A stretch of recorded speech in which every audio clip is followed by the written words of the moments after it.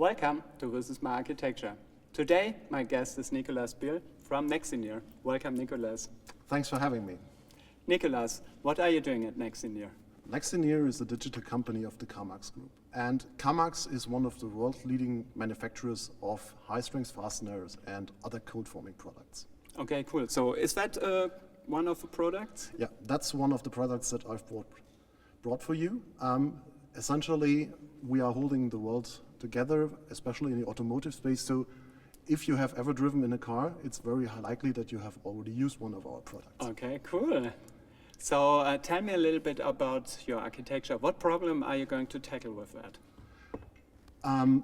What I've brought you here is a project that we call piece counting, because we wanted to count the products as they come out of our production machines in real time and make this data available to our users, our operators in the factory, as well as sending this data off to the ERP system once a charge or a container has been done. Okay, got it. Cool. So let's walk us through the architecture. What's happening exactly? Yeah, so we start off with our products, like one of these bolts.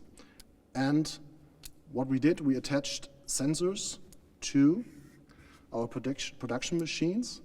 And as KAMAX has a rich, long history, the company is almost a century old, we have accumulated quite some different machines over time. So it's not like we have one solution that can fit everywhere, but we tried out a few different sensor technologies to find the right way to detect this.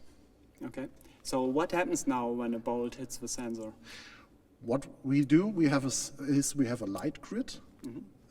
This is essentially a metal frame, and there are a lot of laser beams next to it inside this metal frame. And if one of these bolts falls through this light grid, we get a pulse from this light grid. And this data is then collected using a greengrass function running on one of our edge gateways. And we have one of these edge gateways per machine. Okay. So now how do you get that information into the cloud? What we have here is a greengrass function, and this greengrass function acts as our local counting engine. This transforms the data that can be changing from different sensor variants that we have into one type of message that contains things like how many pieces have been produced over the last time slot, what is the state of the machine overall, and when has this happened. And then we send this off into AWS using IoT Core. Okay. And in IoT Core, we have a few rules that essentially trigger a Lambda function. And this Lambda function then derives from the current state and the changes that have been sent using these messages, the new state of the machine. Okay, nice. So you now have a user in the factory, so how does he get that information then? The user has an application using AWS Amplify, and this is a smartphone application that he can use to see the current state and in almost real time, and we have something of a delay like 5 to 10 seconds for that.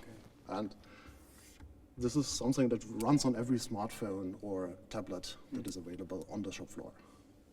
This application then uses an API that we've provided to gather this data. And behind the API gateway, we have a few Lambda functions that then make this data that is in the DynamoDB available for the application for the user. Okay, got it. Yeah. So final part was, how do you get that information then into the ERP system?